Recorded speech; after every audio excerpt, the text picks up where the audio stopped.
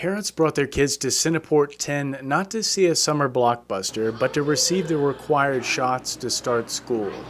Ready? Here we go.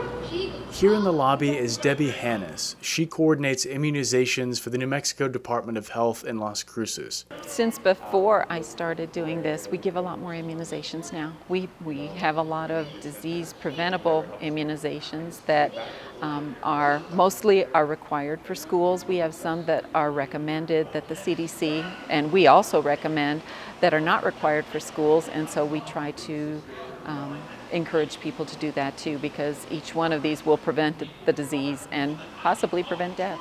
Most of the parents who come to this movie theater to get their kids vaccinated, of course, want them to be vaccinated.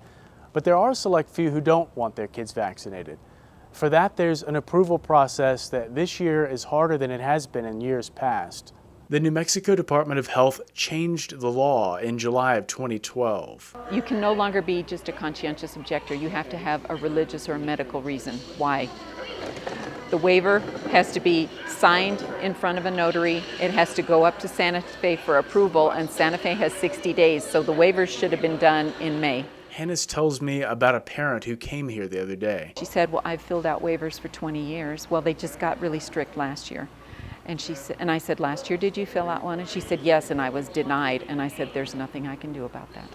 126 students within Las Cruces city limits were granted waivers in 2012. That's with the stricter law going into effect midway through the year. I spoke with Ellen Williams. She's the Director of Health Services at Las Cruces Public Schools. She said there was some confusion when the changes came midway through last year. I think communication was a big problem because we were not notified that they made a change to how they were going to do the exemptions until after July 15th of last year. And many parents take care of that early in the summer, which we appreciate.